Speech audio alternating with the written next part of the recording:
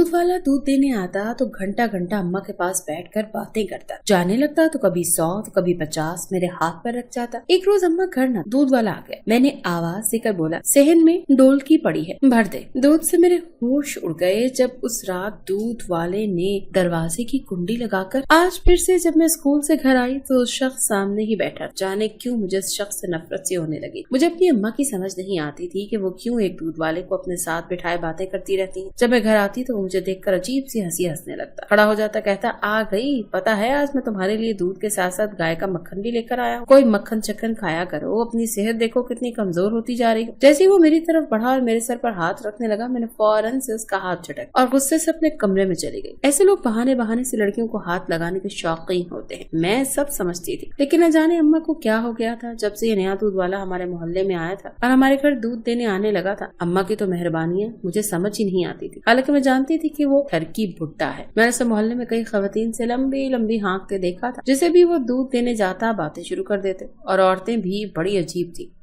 उससे किस्से कहानियां लेकर बैठ जाती थी। मुझे ये शख्स एक आंख नहीं भाता था। और जब से ये शख्स हमारे घर दूध देने आने लगा था, पहले तो मेरी माँ भी दरवाजे पर खड़ी उससे बातें करती रहती थी और फिर एक दिन वो दूध वाला कहने लगा, मुझे बहुत भूख लगी, अगर कुछ खाने को मिल जाए तो। और मेरी अम्मा पर तो न जाने दुनिया जहान की कौन सी इंसानियत जाग उठी थी। फौरन से उसे कहने लगी, हाँ हाँ आओ अंदर, खाना तैयार है।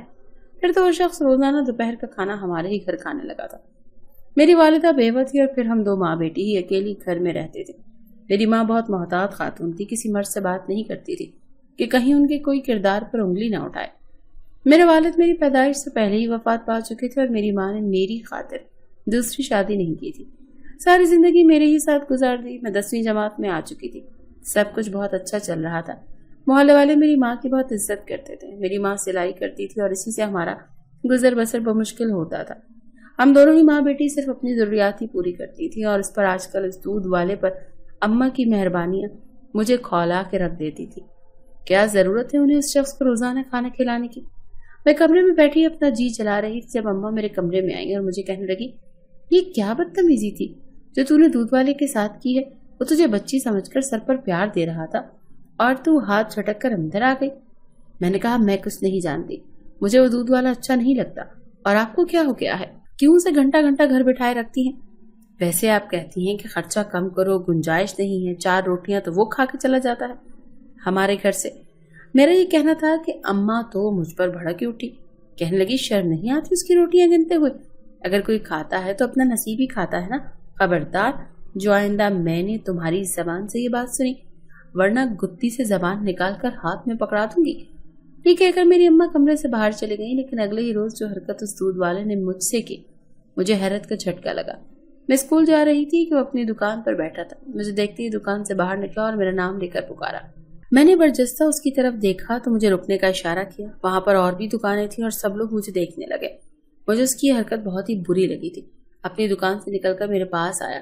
वो धोती और बनियान पहने हुए था। आकर उसने 100 रुपए का नोट मेरे हाथ में रखा। कहने लगा, ले जाओ, स्कूल में कुछ खा भी लेना। ये कहकर वो वापस अपनी दुकान में चला गया और आसपास के दुकानदार मुझे शक भरी नजरों से देख रहे थे। मुझे ये बात इतनी बुरी लगी कि मैं स्कूल की बजाय वापस घर आ गई। अम्मा उस वक्त सिलाई मशीन पर बैठी थी। मैंने जोर से घर का दरवाजा धड़धड़ाया तो अम्मा ने दरवाजा खोला। मुझे देखकर परेशान होकर कहने लगी कि क्या हुआ, स्कूल नहीं गई। मैं गुस्से से घर के अंदर आई, 100 का नोट अपनी माँ के हाथ में थमा दिया। मैंने कहा, दूध वाले के बच्चे को बोलो कि अपनी हद में रहे। सबके सामने उसने मेरे हाथ में 100 का नोट थमाया और कहने लगा, स्कूल में कुछ खा पी लेना। ये कौन सा तरीका है, हम पर एहसान की जूती मारने वाला। हमारे सर पर कोई मर्द नहीं है, कोई बाप भाई नहीं है। इसका मतलब ये थोड़ी है कि भरे बाजार में ये मुझे यूं जलील करेगा। हम उसके एहसान के साए तले थोड़ी जिंदगी गुजार रहे हैं। ये सुनकर मेरी माँ के माथे पर भी तफक्कुर से बल पड़ गए। कहने लगी, अच्छा ठीक है, तुम स्कूल जाओ, वो दूध लेकर आएगा तो मैं उसे सख्ती से मना कर दूंगी कि यूं बीच बाजार में रोक कर तुम्हें पैसे ना दे। उस वक्त मेरी हालत थी कि गुस्से से मेरी आंखों से आंसू बहने लगे थे। पहली बार मुझे अपने बाप की बहुत शिद्दत से कमी महसूस हुई थी। अगर वो हमारे सर पर होता तो उस दूध वाले की क्या मजाल थी कि सड़क में रोक कर मुझे पैसे देता।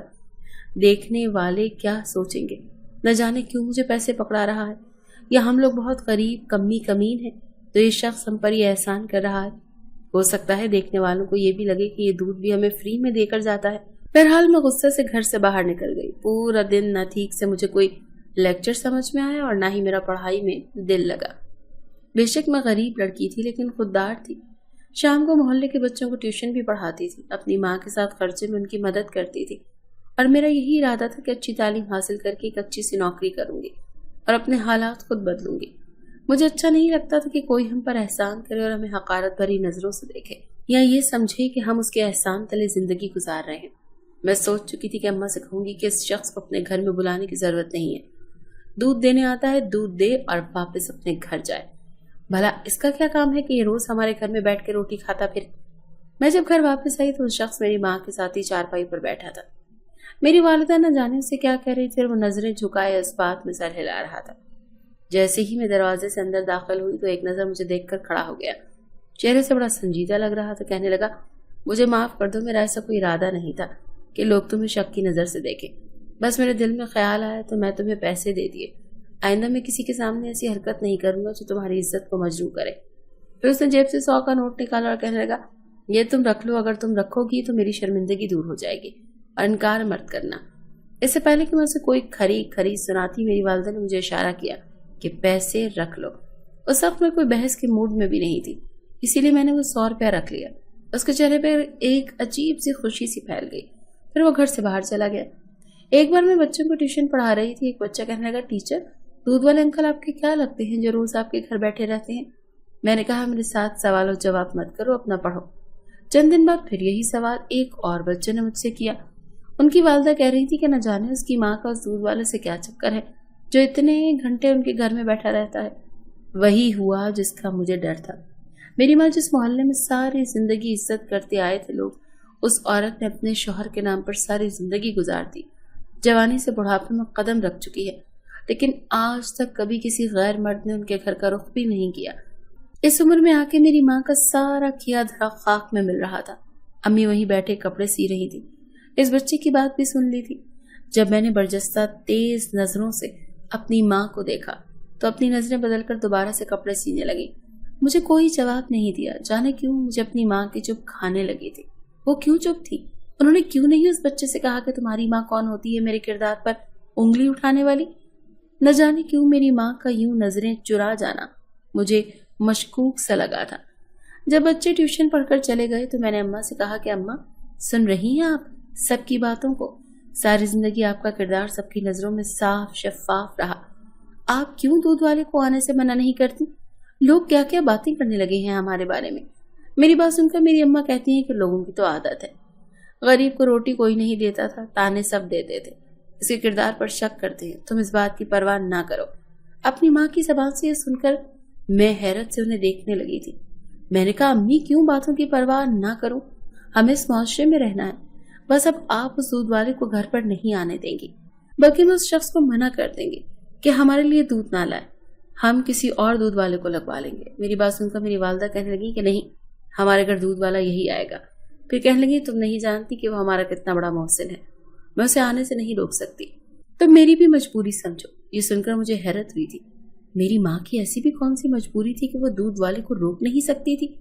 और कौन से एहसान उन पर कर रहा था? मैंने अम्मा से कहा, मुझे हर बात साफ बताएं।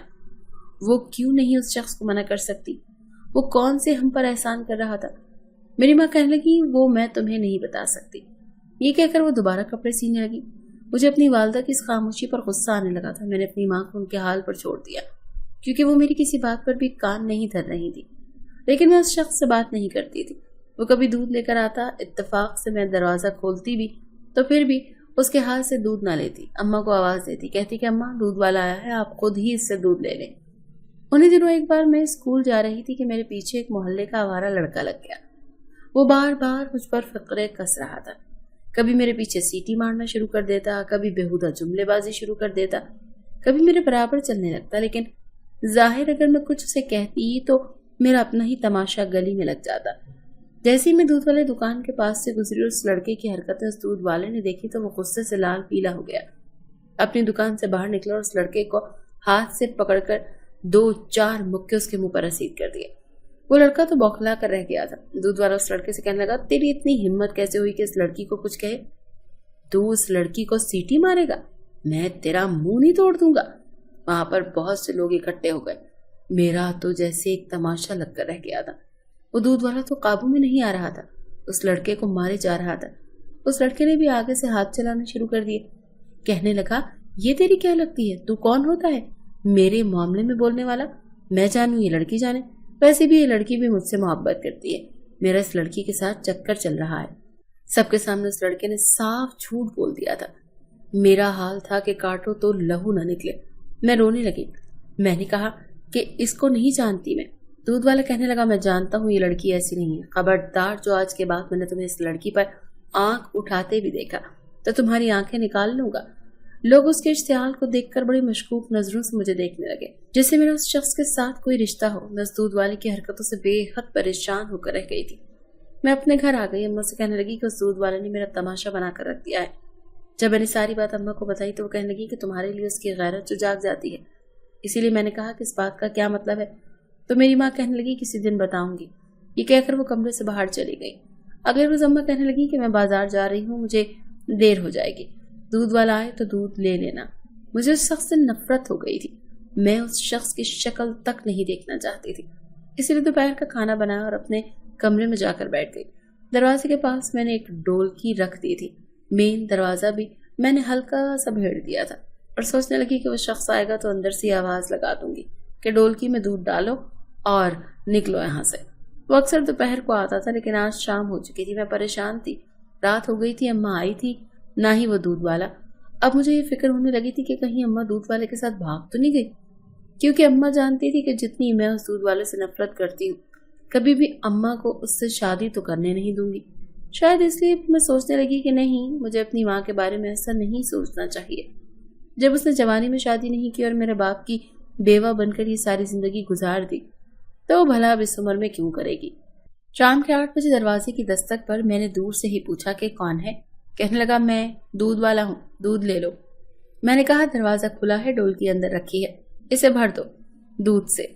ये कहकर मैं अपने कमरे में चली गई। मुझे लगा कि वो दूध डालेगा और वापस चला जाएगा, क्योंकि अम्मा तो सहन में बैठी नहीं थी जिसके साथ वो बातें हाँकता। लेकिन मेरी तो जान ही निकल गई जब मेरे कमरे का दरवाजा खुला और वो शख्स मेरे कमरे में दाखिल हुआ। उसे देखकर खौफजदा भी हुई थी और गुस्सा भी आने लगा। वो क्यों मेरे कमरे में आया था? मेरी जान उस वक्त लबों पर आई जब उसने दरवाजा बंद करके कमरे की कुंडी लगा ली। मैंने कहा, खबरदार जो तू मेरे पास आया। वो कहने लगा, पहले मेरी बात सुन लो। मैंने कहा, मुझे कुछ नहीं सुनना, जाओ यहाँ से, अम्मा भी घर पर नहीं है। वो मेरे पास आकर खड़ा हो गया। कहने लगा, तुम्हारी अम्मा घर पर नहीं है तो क्या हुआ, तुम्हें मुझसे डरने की जरूरत नहीं। जो बात मैं तुम्हें बताने वाला हूँ उसे सुन के मुझे कहने लगा कि मैं तुम्हारा बाप हूँ। ये सुनकर तो मेरे होश उड़ गए। मैंने उसका गिरेबान पकड़ लिया। मैंने कहा, तुमने क्यों मेरी माँ से शादी की है? कहाँ है मेरी माँ? तुम उसे भगा कर ले गए हो निकाह के लिए? मेरी बात सुनकर उसे नजरें झुका ली। कहने लगा, नहीं, जो गलती मैंने माजी में की है, मैं तुम्हारी माँ के साथ कभी भी निकाह नहीं कर सकता। अब तो मैं उसकी बातों से उलझने लगी थी।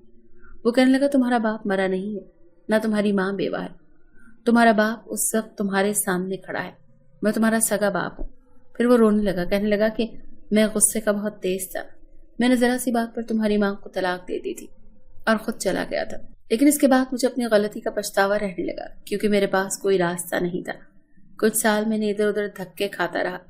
इसके बाद जब मैं वापस आया, तुम्हारी माँ वहां से जा चुकी थी। मैंने ढूंढने की कोशिश की, लेकिन वो मुझे ना मिली।